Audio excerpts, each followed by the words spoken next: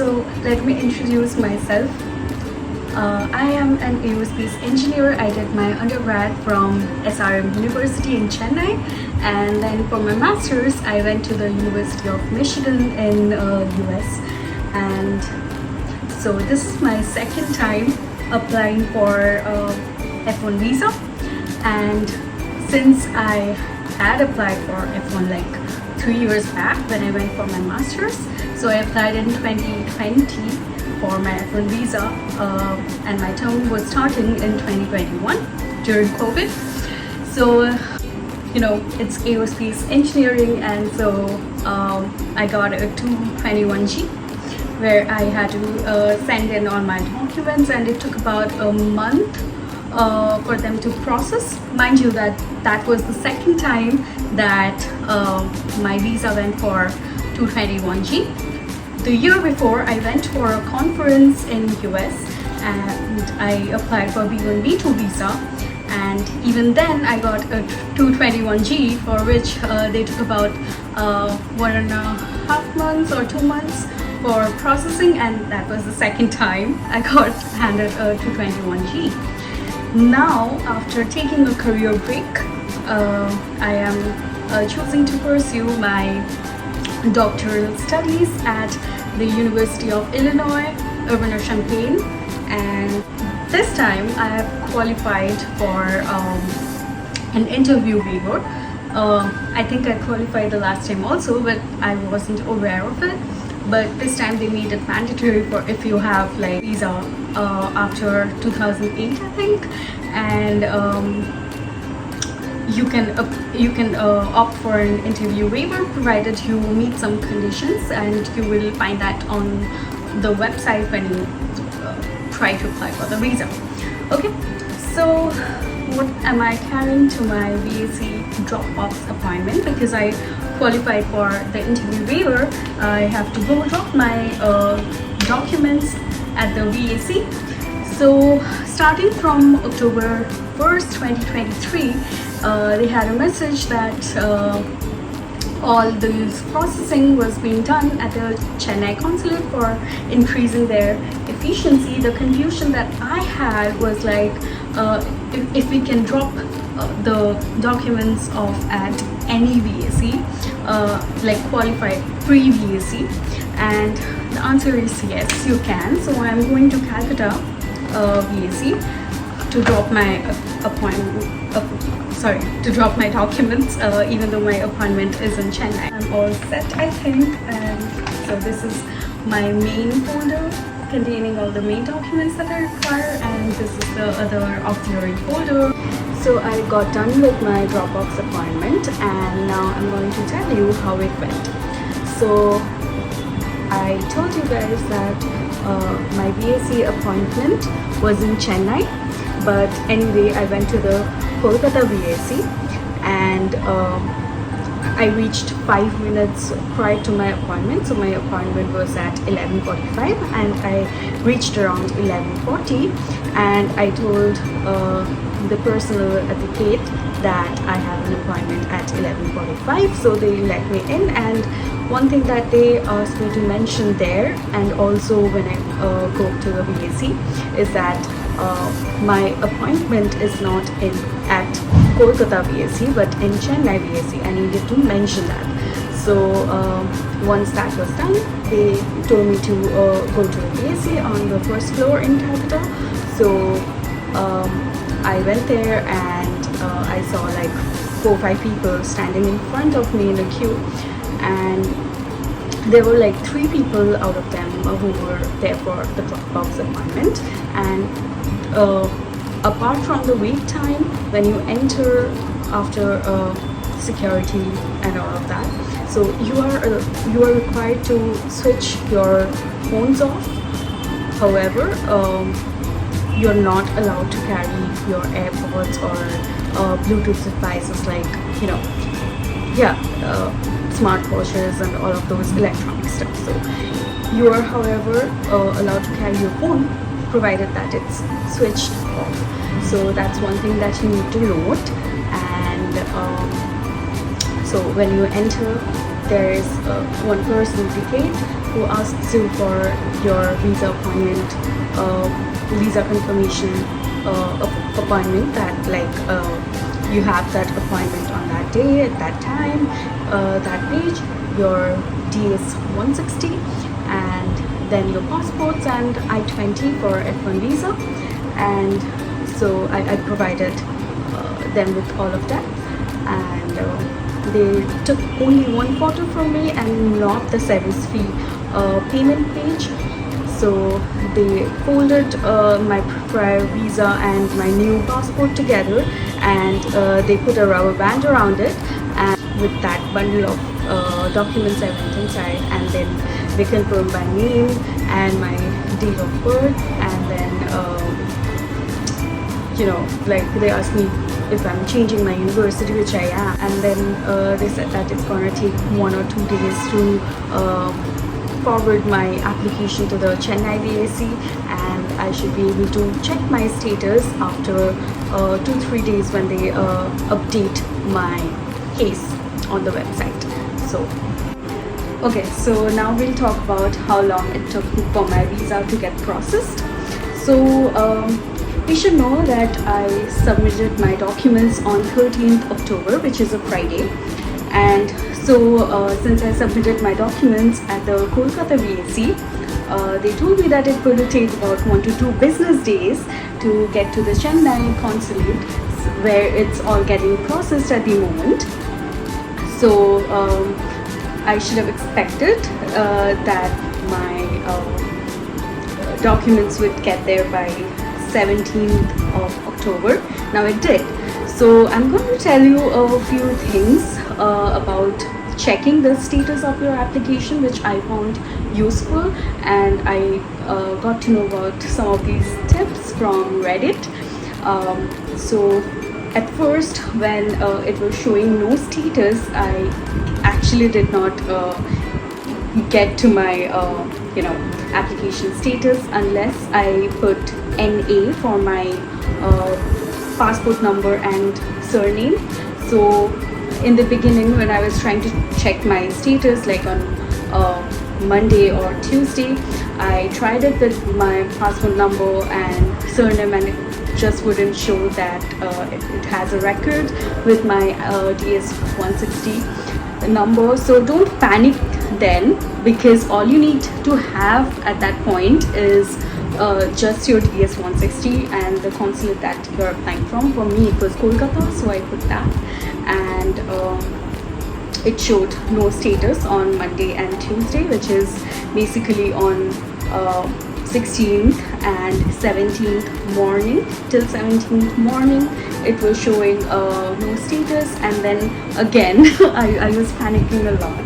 So on 17th afternoon I checked my status, and it was showing as approved. Okay, so it was showing approved, and on Wednesday it changed to issued, and so it was really fast. Another thing that I forgot to mention is that after your application has reached the Chennai VAC, then when you are logging in, then you have to put Chennai VAC and then your DS confirmation number, and then you have to input your passport number as well as your last name, and then they will show you the application status. So this is if putting NA for both the passport and last name fields do not work. So this is then what you should do. Okay. And I was expecting to get the pickup notification, like your passport is ready for pickup notification on Friday, and on Friday evening I did get the message that your passport is ready for pickup, but unfortunately it was festive season, with Durga Puja and Navaratri, everything was going on, so I couldn't have collected it on the following Monday or Tuesday, because both of these days were holidays. And so I went ahead and collected my passport on Wednesday the next week. So yeah, on 25th October, I collected my passport, and again the pickup was also really easy. So you need to just stand in the queue and tell them that you're here for the passport pickup, and you can go there at any point of time, given that it's open, the VSE is open, and then you just need to show that, you need to tell them that you received a message that your passport is ready for pickup, because without that they wouldn't have your passport. And they required the appointment confirmation page, but I did not carry that. I just had the Xerox of my passport, and they did ask me the passport number, so that's one thing. And when my appointment was, so I answered both of those. Even though I did not have the appointment confirmation page, they did give me the passport. They just held it up and told me that if this, asked me if that was my passport, and I confirmed, and yeah, that was it. That was the process. So it was very simple, and the processing was really fast. So previously I was a little tensed about my passport getting into 221G, because it was refusal under 221G before, but I did get my visa issued 2 times, even though it went through 221G administrative processing. And I freaked out a little in between, thinking if that is a refusal that you need to take into account while answering those questions. But so I contacted the US visa people there. So what they said, that you are required to answer those questions to the best of your knowledge, and the rest they will see. And so far for me, there wasn't any problem, even though I answered no, because in one Reddit sub I read that you need to answer yes for 221G, but I don't think from my experience that you are required to say yes to that question, that your visa got refused, because technically your visa was issued to you. At least from my case, it was my visa was issued both of the times it went for processing, so I did not need to worry about any of those, even though I did, but that was just unnecessary. The processing was really fast for Dropbox, so I really am very happy that the entire F-1 visa process took a week for me, because mind you, my appointment was on 15th, but my appointment was on 13th, and I actually booked the appointment on 11th night. I actually booked my appointment for 13th, and then everything was just super fast compared to my previous times. I don't know if people can get their visas processed even faster, but I'm sure they can if they live in Chennai. But yeah, it was really smooth and fast this time for me, and you don't need to worry about a lot of things. Another thing is that if you're trying to reach out to the US travel docs people, then the live chat option is the one that I went for, because I had this doubt regarding 221G. Even though they couldn't clear that doubt, they were we can't answer that question, but they were responsive. So what you need to do is you need to be persistent in your efforts, and I tried the web call option, and the normal cell phone call just wouldn't go through. So web call was one option, and the other option was live chat. Now I waited for 45 minutes on the web call version and also on the live chat version, but the web call wouldn't just go through. For me, it did not go through. So somebody tipped me that maybe if you try at 8 o'clock to call those people, then within half an hour you might get your call through. So that's one tip. Or what worked for me is that I did not want to wait at 8 o'clock thinking that okay, maybe a lot of other people are also trying to reach out, so maybe they're trying at 8 o'clock. So I tried the live chat version. So what's interesting is that after 45 minutes of waiting, both the live chat also closes or the web call gets cut automatically.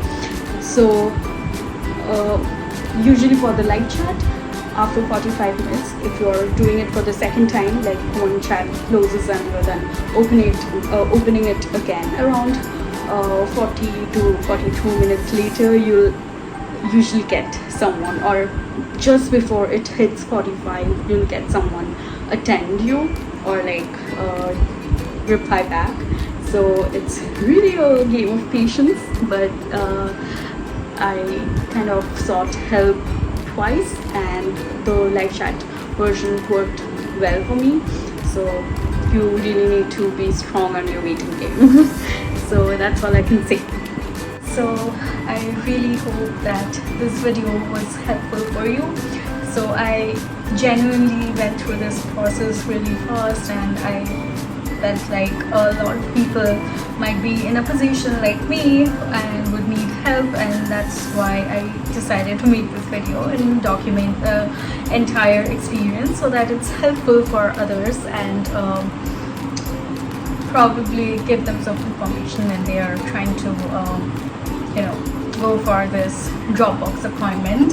And also it's helpful, I feel, if you have received 221G and in case you're wondering like what will happen to my visa right now. Well, even though your chance of getting 221G does not reduce, I feel this would make you feel better even for a little bit, that I did not get mine. So you also have the possibility of not getting 221G again and having your visa processed smoothly. So yeah, that's it guys. I hope I was of some help to you guys, and all the best with your visa application, and I hope your dreams come true. So bye.